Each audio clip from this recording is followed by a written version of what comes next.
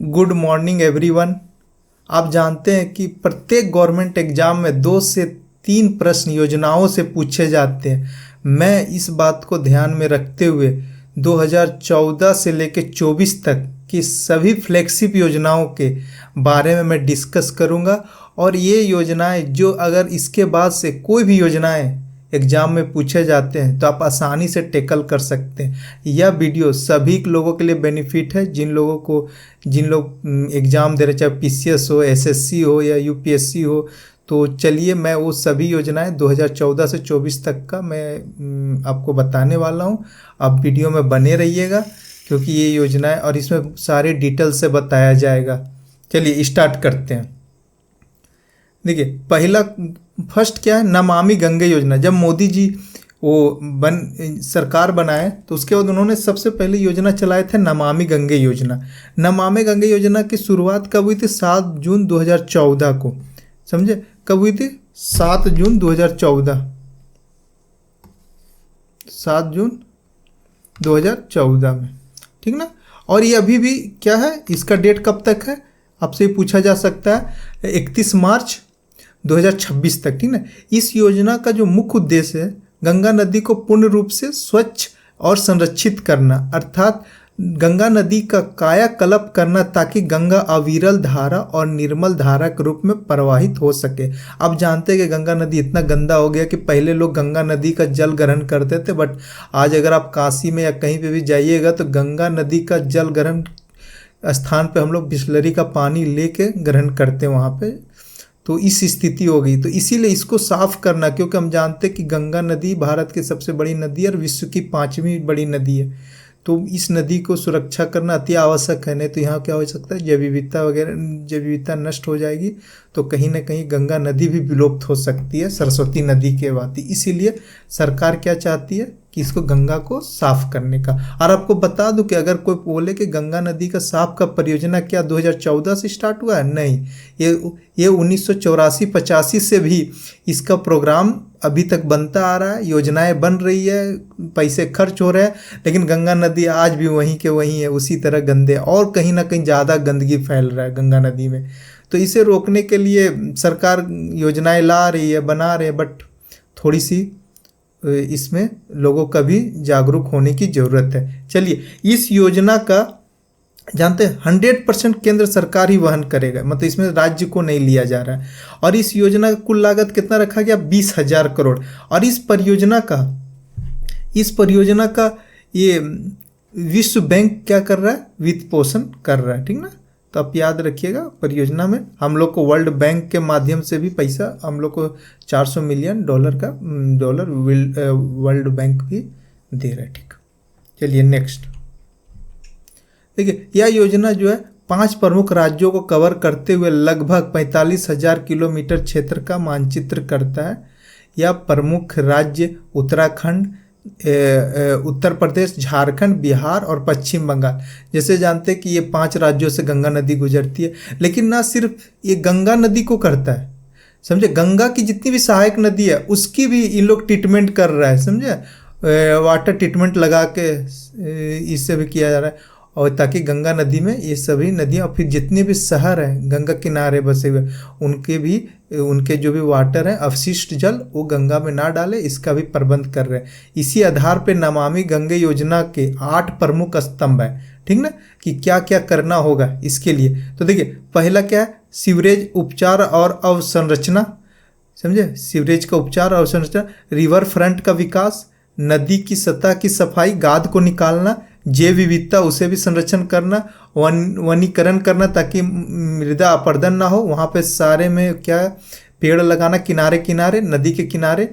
जन जागरूकता करना, जन जागरूकता सबसे ज़्यादा इम्पोर्टेंट, क्योंकि अगर आपको जन को जागरूक करना है तो यही से आपका गंगा बच सकती है। औद्योगिक प्रवाह की निगरानी करना, जो भी औद्योगिक से प्रवाह निकलता है उसका निगरानी करना। और गंगा ग्राम का घोषित करना, मतलब स्मार्ट ग्राम बनाना। स्मार्ट ग्राम करने का मतलब है कि लोग शौचालय करने के लिए गंगा नदी किनारे ना चले जाए, अपना स्मार्ट ग्राम बना के, ताकि वो, हमें तो लगता है जैविक ग्राम भी बनाना चाहिए, उस एरिया में जैविक खेती भी करना चाहिए। चलिए, तो इतनी सारी बातें थी हमारा किसका? नमामि गंगे। नेक्स्ट देखिए दूसरा, जब इनका एक ये बनाया था, सबसे इम्पोर्टेंट योजनाओं में से एक योजना प्रधानमंत्री जन धन योजना। ये बहुत इम्पोर्टेंट योजना है क्योंकि इसकी शुरुआत 28 अगस्त 2014 को किया गया था और ये अपना 10 साल पूरा किया, इसलिए इससे क्वेश्चन बनता है। और यहाँ पे जेपीएससी का प्री में यहाँ से क्वेश्चन पूछा गया था। इसका मुख्य उद्देश्य वित्तीय समावेशी को बढ़ावा देना। ये यूपीएससी में भी क्वेश्चन पूछा गया था कि जन धन योजना का मुख्य उद्देश्य क्या है, तो ये वित्तीय समावेशी को बढ़ावा देना, ठीक ना। जन धन योजना मुख्य उद्देश्य क्या है, वित्तीय समावेशी को बढ़ावा देना, अर्थात सभी तक वित्तीय सुविधा पहुंचाना, ठीक ना, सभी तक वित्तीय सुविधा पहुंचाना। विशेष सभी लोगों का जीरो बैलेंस पर बचत खाता खोला जाता है और विशेषकर कमजोर वर्गों के लोगों के लिए, ठीक ना। तो यहाँ पे आप एक चीज याद रखिएगा कि जानते हैं वित्तीय समावेशी स्थापित करना, बढ़ावा देना। वित्तीय समावेशी करने का मतलब है कि अगर किसी तरह का मतलब वित्त से जो भी हमारा ये बहुत लोग होते हैं जो संस्थागत लोन से पिछड़े हुए रहते हैं, साहूकारों से लोन लेते हैं, उनको वित्त के बारे में लाभ नहीं मिलता है, तो वित्तीय साक्षरता भी इनको करना है। तो इन लोगों को क्या किया जाए, इसके लिए प्रधानमंत्री जन धन योजना लाया गया। कैसे जोड़ा जाए इन लोगों को, तो सभी के लिए क्या किया गया, जीरो बैलेंस पे कोई भी अकाउंट नहीं रहना चाहिए, बचत खाता खोला जाता है और विशेष करके कमजोर वर्गों के लिए। और इसकी जमा राशि पर ब्याज भी मिलेगा। अगर आपने उसमें कुछ पैसा भी जमा किया ना तो आपको ब्याज मिलेगा। जानते हो आपको जो भी अकाउंट खुलेगा ओवरड्राफ्ट 10,000 रुपया दिया जाता है ओवरड्राफ्ट के रूप में। और आपको 1 रुपये कार्ड भी दिया जाता है एटीएम का, 1 रुपये डेबिट कार्ड भी दिया जाता है। इस कार्ड के साथ 2 लाख रुपये का दुर्घटना बीमा कवर होता है। और कितनी भी योजनाओं द्वारा मतलब कि और भी जितनी भी योजनाएं चला जाती है, अगर उससे धन भेजना है, जैसे अभी मान लीजिए पीएम किसान योजना हो रहा है, फिर बीमा योजनाएं जितनी है सबको ना इसी डीबीटी माध्यम से इसी खाते में भेजा जाता है सरकार के द्वारा। और वर्तमान में ये बहुत ही इम्पोर्टेंट है, समझे, ये इस बात के लिए इम्पोर्टेंट है कि 10 वर्ष में 50 करोड़ से अधिक लोग जनधन खाता खुला। मतलब ये क्वेश्चन बहुत इंपॉर्टेंट है। ये हो सकता है इस बार बीपीएससी में या यूपीपीसीएस आरओ में पूछ सकता है कि अभी जनधन खाते कितने खोले 10 वर्षों में, तो आप याद रखें 50 करोड़ से अधिक। चलिए नेक्स्ट। तो और हाँ, ये वीडियो जो ये पीडीएफ है, ये पीडीएफ हमारा टेलीग्राम लिंक इस डिस्क्रिप्शन में डाल दिया जाएगा, आप वहाँ से आप ये पीडीएफ ले सकते हैं, ठीक, टेलीग्राम से जुड़ के। चलिए देखिए, मेक इन इंडिया ये भी बहुत इंपॉर्टेंट योजना है और अभी भी चल रही है। इसकी शुरुआत कब किया गया, 25 सितंबर 2014 को, ठीक ना। इसका उद्देश्य क्या है ना, भारत को 25 क्षेत्रों में विनिर्माण हब के रूप में विकास करना, मतलब मैन्युफैक्चरिंग को बढ़ावा देना, ठीक, मैन्युफैक्चरिंग।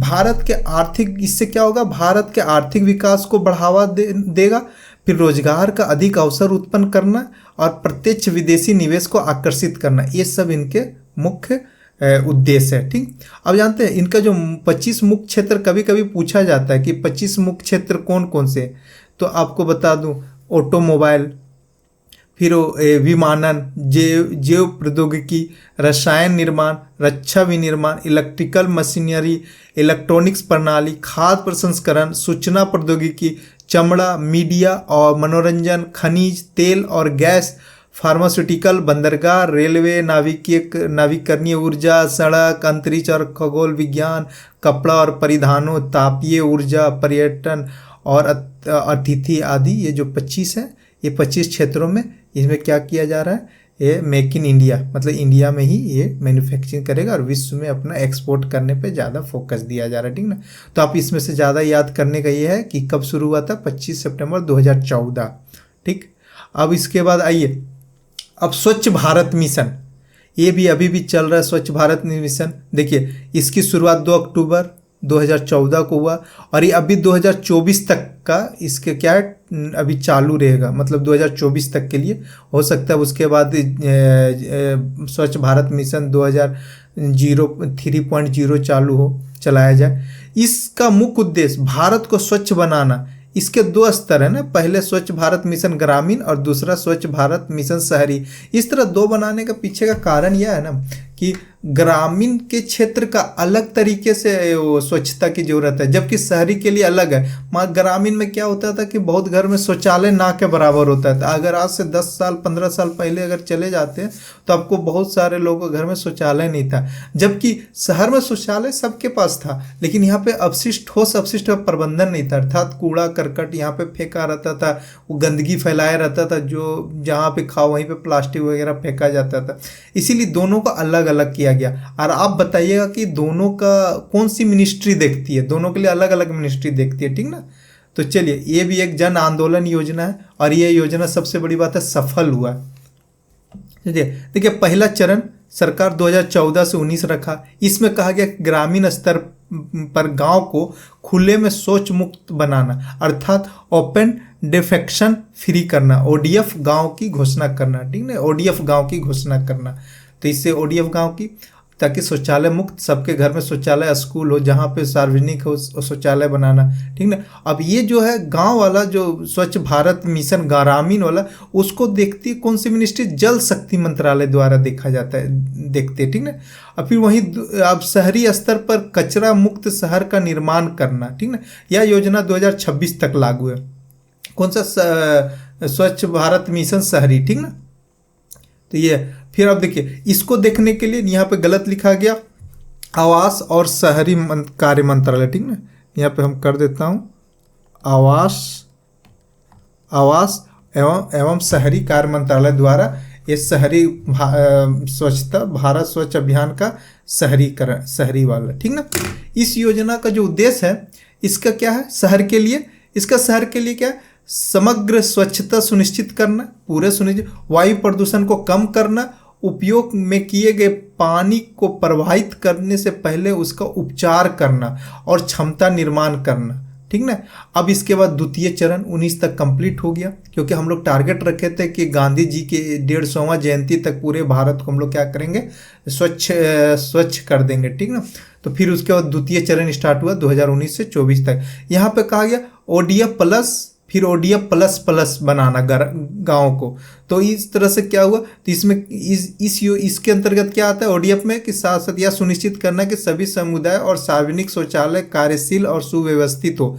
मतलब अगर हमने शौचालय बना दिया तो शौचालय को चालू होना चाहिए, मतलब कुछ सुविधा सुचारू रूप से चलता रहे, या नहीं कि आज बनाए और 10 दिन में 15 दिन में 1 साल में वो बंद हो गया, तो फिर कोई फायदा नहीं है। फिर ओडीएफ प्लस प्लस के मतलब डबल प्लस के अंतर्गत घरेलू शौचालय का निर्माण करना और शौचालय की मरम्मत करना, ठोस अपशिष्ट प्रबंधन करना, जल की आपूर्ति करना, जैसे ठोस का कंपोजिशन, ग्रे वाटर प्रबंधन करना, ये सब ओडीएफ प्लस प्लस में टारगेट रखा गया, ठीक। उसी तरह शहरी स्वच्छ भारत मिशन 2.0 2019 से 26 तक कर लिया गया। इसमें निम्नलिखित पर ध्यान केंद्रित करने का लक्ष्य रखा गया। क्या क्या बात रखा गया शहरी के लिए, ठीक ना। शहरी के लिए रखा गया क्या, मल जाल, ये माल नहीं है, मल जाल, मल जल का संपूर्ण प्रबंध करना एवं अपशिष्ट जल का उपचार करना, ठीक ना। मतलब कि जितना भी प्रबंध करना, अपशिष्ट जल का उपचार करना है, तो पानी का क्राइसिस उत्पन्न हो जाता है शहरों में, अब देखेंगे, इसीलिए जल को बचाना है। कचरे को उनके प्रकार के आधार पर स्रोत पर ही अलग अलग करना, मतलब जैसे आप घर पे हैं तो आपके घर में सूखा कचरा और गीला कचरा को अलग अलग करने का रखा गया, ठीक ना।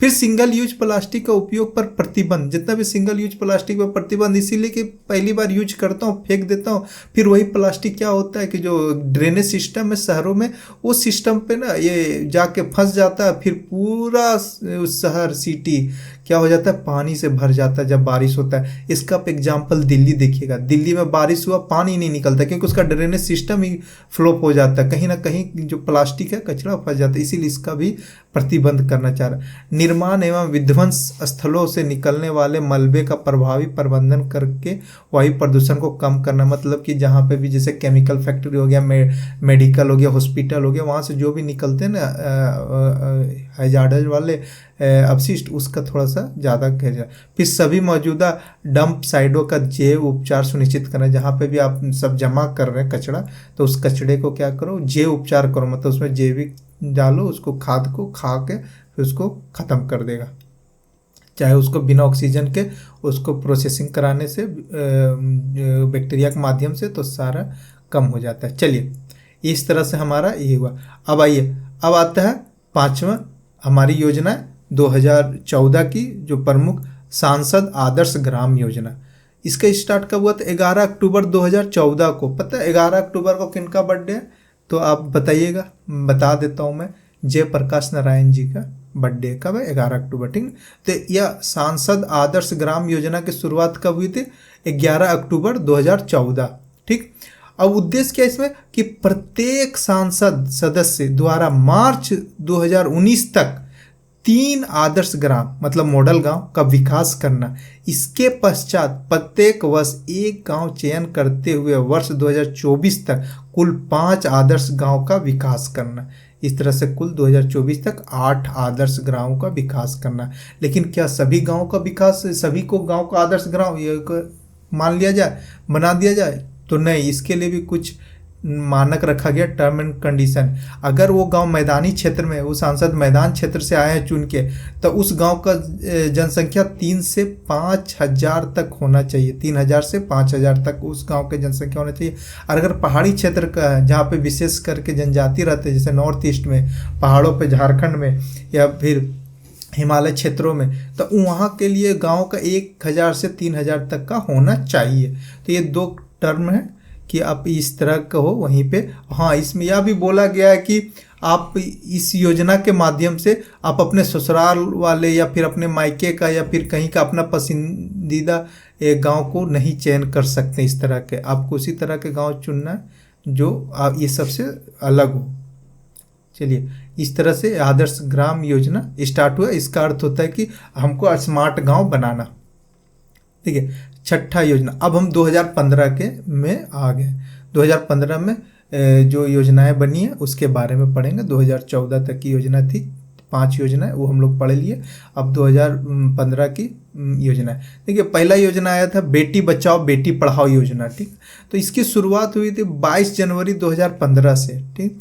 अब इस योजना का मुख्य उद्देश्य, और ये योजना हरियाणा से ही शुरुआत हुई थी, ठीक ना। इस योजना का मुख्य उद्देश्य है कि देश भर में, यहाँ पे देश है, समझे,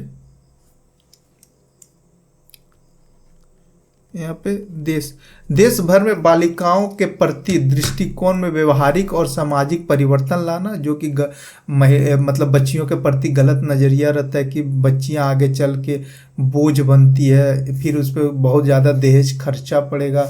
बेटियां अगर हम दूसरे का धन है, समझे, तो इस तरह से समझा जाता है कि दूसरे की लक्ष्मी होती है, हमारी कुछ नहीं होती। इसीलिए उसके प्रति जो नज़रिया है उसे बदलना, और बालिका शिशु की शिक्षा और सुरक्षा सुनिश्चित करना। इस योजना का क्या था कि बालिकाओं का शिक्षा और सुरक्षा ये दोनों सुनिश्चित करना। इस योजना का मुख्य उद्देश्य यही है। केंद्र सरकार द्वारा 100% प्रदान किया जाएगा। जो भी वित्त फंड है वो केंद्र सरकार का, यहाँ पे राज्य का, सरकार का नहीं है, ठीक ना। फिर कवरेज देश के सभी जिले में लागू है। शुरू में तो 100 जिले में लागू किया गया था, आज के डेट में क्या किया गया, पूरे देश में लागू हो गया, ठीक ना। शुरू में कितना था, 100 जिले में लागू था, ठीक। बेटी बचाओ, तो आज हमारा क्या पूरे जिले में लागू। अरे याद रखिए, केंद्र सरकार द्वारा योजना है, ये 100% केंद्र सरकार इसका फंड देती है, वहन करती है। इस योजना का मुख्य उद्देश्य क्या है? देखिए, बाल लिंग अनुपात में प्रत्येक वर्ष 2 अंक का सुधार करना, मतलब हमेशा 2% बढ़ाते रहना। बाल विवाह को रोकना, क्योंकि बाल विवाह होने से महिलाएं विकसित नहीं कर पाती है बच्चियां, फिर आगे जाकर उनको कई प्रकार की बीमारियां हो जाती है और उनको हमेशा बीमारियों में क्या रहते, घिरे हुए रहती है। फिर महिला सशक्तिकरण को बढ़ावा देना, अगर शिक्षा देंगे और उनको रोजगार देंगे तो महिलाएं स्वतः ही सशक्तिकरण हो जाएगी। फिर माध्यमिक शिक्षा पर नामांकन में 1% की प्रतिवर्ष वृद्धि करना, और लड़कियों के ड्रॉप आउट डोर को संतुलन करना आदि प्रमुख है। अधिकांशतः देखते होंगे कि महिलाएं, बच्चियां जब भी 8, 9 जाते जाते उन लोग छोड़ देती है, घरेलू काम में ज़्यादा ध्यान देने लग जाती है, अपनी माँ के साथ हाथ बटाती है, जिसके कारण उन लोग स्कूल छोड़ देती है। तो इसे रोकना है, मेनली बात उससे रोक के उन्हें स्कूल भेजना है, उन्हें ज्ञान देना है। और उनका विवाह का उम्र है 18 साल, उससे आगे उनकी 18 की 21 वर्ष में उनकी विवाह करवाना। ये सब सारी इनका उद्देश्य है कि शिक्षा और सुरक्षा सुनिश्चित करना, ताकि जो गर्भ में बच्चों को बच्चियों को मार दिया जाता है, उससे उसको क्या करना, रोकना। अब इसी बेटी बचाओ बेटी पढ़ाओ योजना को बढ़ावा देने के लिए और मजबूती प्रदान करने के लिए भारत सरकार ने एक योजना लाई जिसका नाम है सुकन्या समृद्धि योजना। क्या है? सुकन्या समृद्धि योजना। यह योजना बेटी बचाओ बेटी पढ़ाओ योजना का ही एक रूप है अगर कहा जाए तो। देखिए इसका में क्या है ना कि इसमें जो है ना माता पिता अपने 10 वर्ष से कम उम्र की बेटी का खाता खुलवा सकते हैं। इस योजना के तहत क्या है कि बैंक में 10 वर्ष से कम उम्र की अपनी बच्ची का खाता खुलवा सकते हैं। इस योजना से बालिका की शिक्षा और विवाह का खर्च की परेशानी दूर होगी। जैसे अधिकांशतः बोले पीछे ही बताया हूँ कि माता पिता को लगता है कि बेटियाँ बच्चियाँ क्या है ना कि उसको पढ़ाने से कोई फ़ायदा नहीं। सबसे पहली बात है कि दूसरे का धन अगर पढ़ेगी तो उन दूसरे को देगी। दूसरी बात है विवाहित तो होकर विवाह होकर चली जाएगी, मेरे कोई काम का नहीं। तो हम और विवाह में ज़्यादा क्या होता है, दहेज के खर्च भी बढ़ता है। इसी सबको देखते हुए भ्रूण हत्या कर दिया जाता था। तो अगर इस तरह की योजनाएं और भी बनेगी तो मुझे लगता है कि और बच्चियां सुरक्षित होगी। तो इस योजना से बालिकाओं के शिक्षा और विवाह के खर्च पे परेशानियां दूर होगी।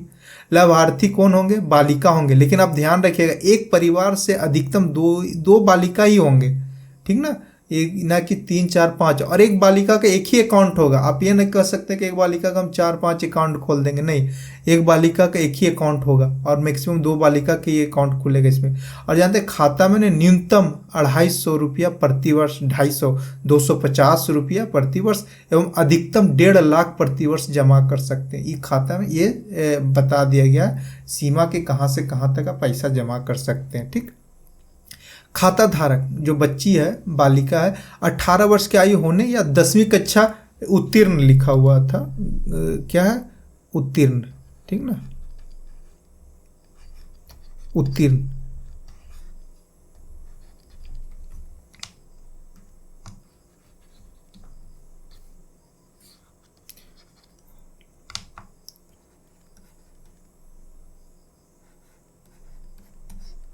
उत्तीर्ण, ठीक ना, 10वीं कक्षा उत्तीर्ण होने के बाद वह जो खाते में शेष राशि का 50% वो निकाल सकती है, ठीक ना। और फिर शेष राशि जो बचा वो 21 वर्ष पूरा होने पे वो क्या कर सकती है, निकाल सकती है। फिर उसके बाद वो अपना उस अकाउंट से निकाल सकती है। लेकिन याद रखिएगा अगर उस बच्ची शादी कर लेती है तो उस टाइम क्या होगा, खाता स्वतः समाप्त हो जाएगा। ठीक, 21 वर्ष के बाद या 18 वर्ष के बाद ये योजना थी। ठीक, बेटी सुकन्या समृद्धि योजना। अब चलिए आगे, अब क्या, प्रधानमंत्री मुद्रा योजना। अब जैसे कि जानते हैं कि बड़े बड़े लोगों को लोन मिल जाता है, लेकिन कभी कभी छोटे लोगों को लोन नहीं मिलता, वो भी संस्थागत संस्थाओं से।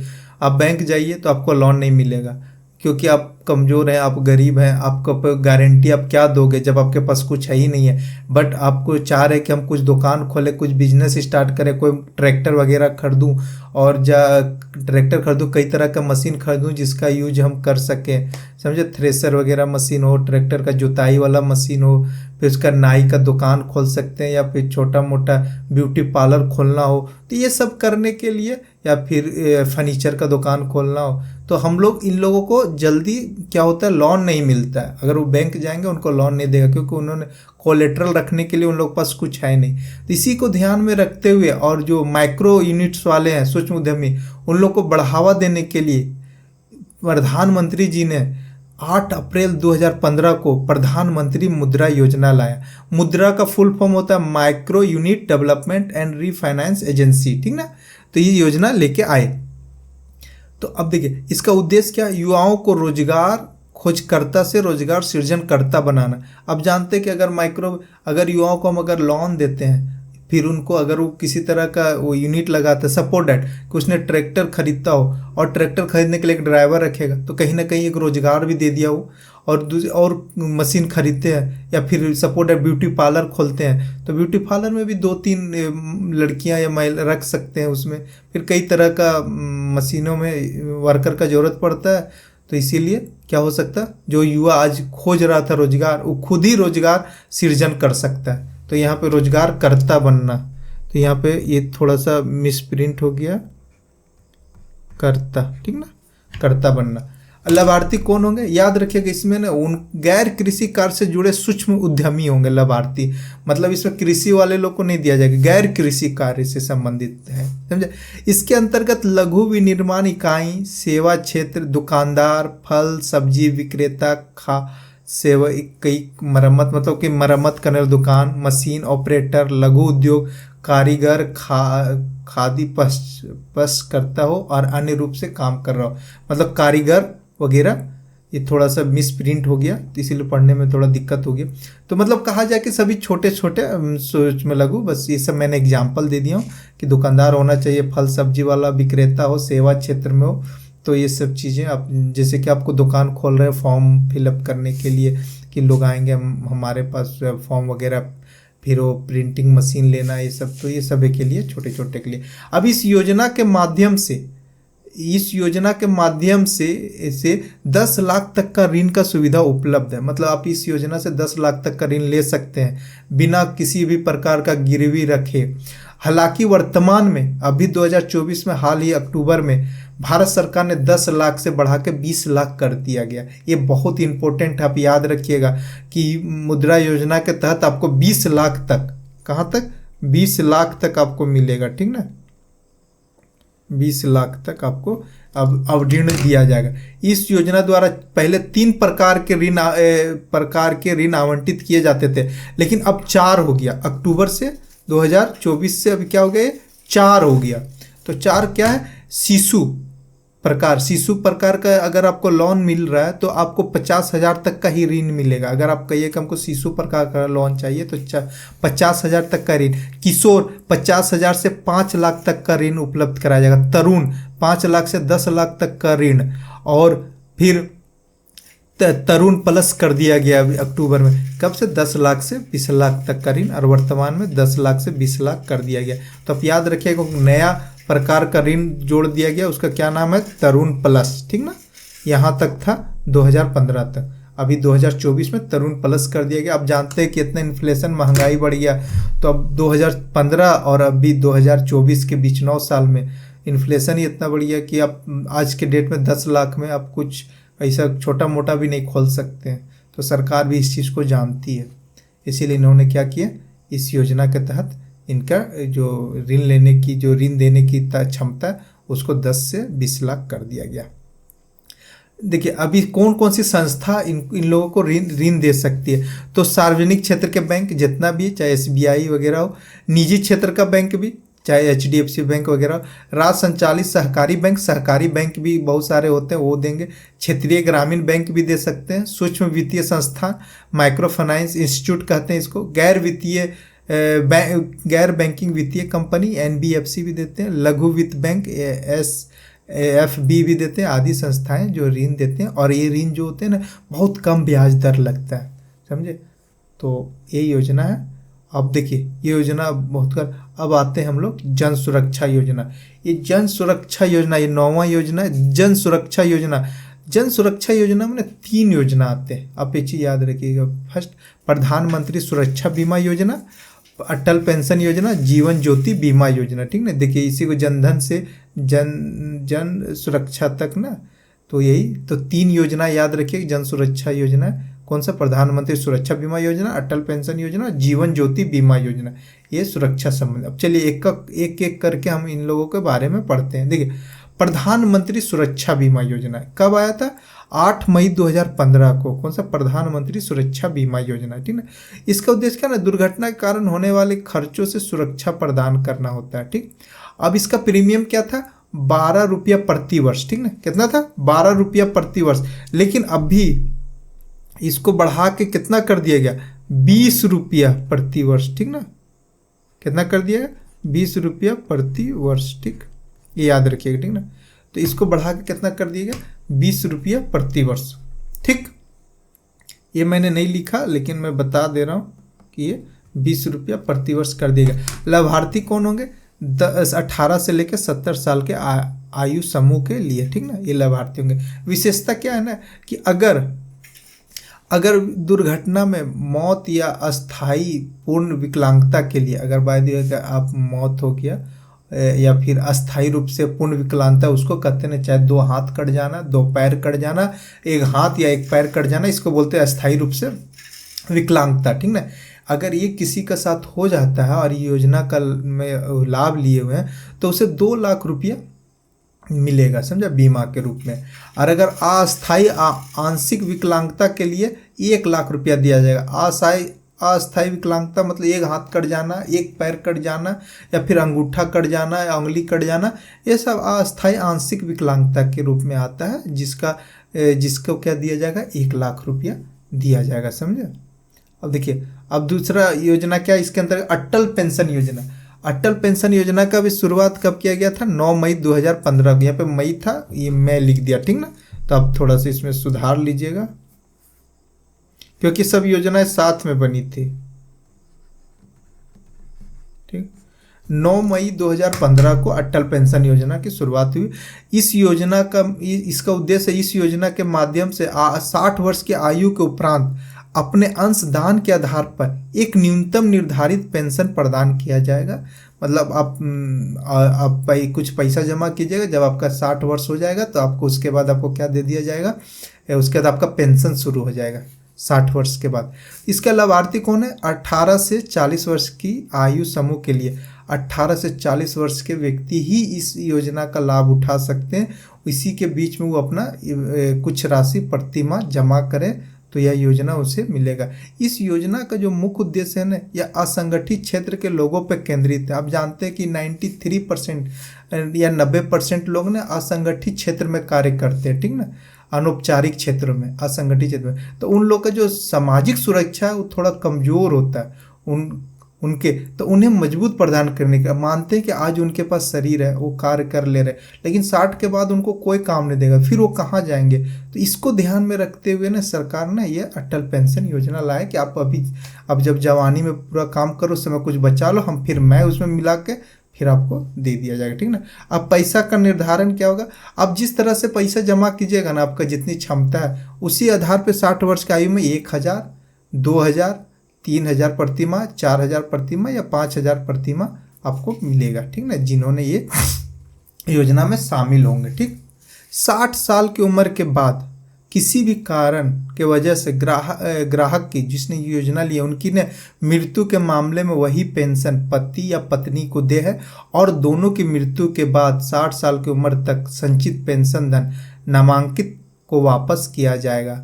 इसका कहने का आशय कि अगर किसी ने योजना का शुरुआत का लाभ लिया, उनका 60 साल हो गया, 60 साल का उनको पेंशन मिलने लगा, अगर वो 61 साल का हो जाते हैं, उनका मृत्यु हो जाते हैं, तो उसके बाद उनकी पत्नी, अगर पत्नी के नाम से था तो पति वो लेंगे, हस्बैंड लेंगे, या फिर वाइफ लेगी।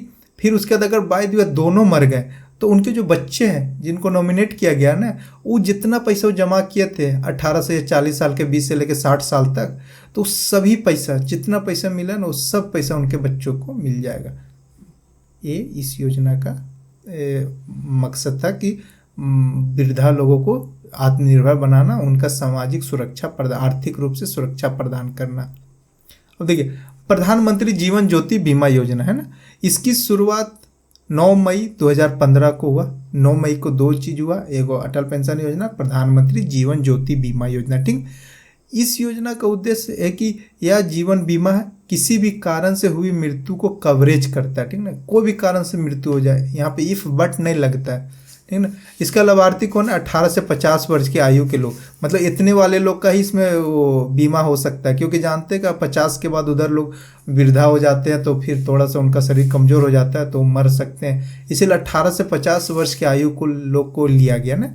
इसकी प्रीमियम क्या था, 330 रुपये प्रति वर्ष आपको जमा करना था, जो इसका ग्राहक बने थे, मतलब जो इनका लाभ उठाना चाहते हैं। लेकिन अब उसे बढ़ा के क्या कर दिया गया, 436 रुपये प्रति वर्ष कर दिया गया, ठीक ना। 330 से 436 प्रति वर्ष कर दिया। जीवन बीमा का भुगतान 2 लाख रुपया होता है। अगर किसी कारण से व्यक्ति का वो मृत्यु हो जाती है या मर जाते हैं, तो उसको क्या होगा, उसके परिवार को 2 लाख रुपया दिया जाएगा। ये प्रीमियम हर साल 31 मई तक देना होता है, और 1 जून से बीमा का कवर क्या होता है, 1 जून से शुरू हो जाता है, ठीक ना। तब ये चीज़ को ध्यान में रखिएगा, ठीक। तो ये डेट जरूर याद रखिएगा सभी योजनाओं का, क्योंकि सभी योजनाओं का 10 साल पूरा हो रहा है, आप ये चीज़ ध्यान में रखिएगा, ठीक ना। किसी का 10 साल पूरा हुआ, 2014 की योजनाओं का 10 साल पूरा हुआ, तो ये सब अब 2015 की योजनाओं का 10 साल पूरा होगा, तो ये सब योजनाएं पूछेगी। चलिए अब बढ़ते हैं 10वां योजना, smart city mission. Smart city mission नाम ही है। देखिए इसका शुरुआत हुआ था 25 जून 2015 से और ये मार्च 2025 तक के लिए लागू किया गया इस योजना को, ठीक ना। अब जानते हैं ना कि योजना का लक्ष्य क्या है, 100 नगरों को स्मार्ट शहर के रूप में विकसित करना, लेकिन 101 शहर। अगर किसी ने अगर पूछा कि 100 शहर तो टारगेट रखा गया था, लेकिन एक शहर और एक्स्ट्रा लिया गया, इसीलिए 101 शहर है। इसके अंतर्गत शहर के सामाजिक, आर्थिक, भौतिक और संस्थागत पहलुओं पर व्यापक कार्य योजना बनाकर आर्थिक विकास को बढ़ावा देना, है ना। इस सबको आर्थिक विकास को बढ़ावा देना और जीवन की गुणवत्ता में सुधार करना, तो इनका लक्ष्य यही रहा है कि स्मार्ट शहर बनाना। अब स्मार्ट सिटी में प्रमुख और संरचनात्मक घटक है ना।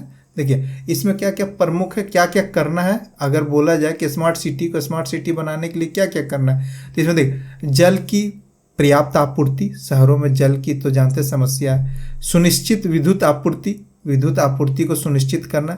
मजबूत आईटी कनेक्टिविटी और डिजिटलीकरण, मतलब कि आपका इंटरनेट वगैरह इंफॉर्मेशन टेक्नोलॉजी और सबसे डिजिटल होना चाहिए, समझे। इसको बढ़ावा देना, तभी तो स्मार्ट कहलाएगा।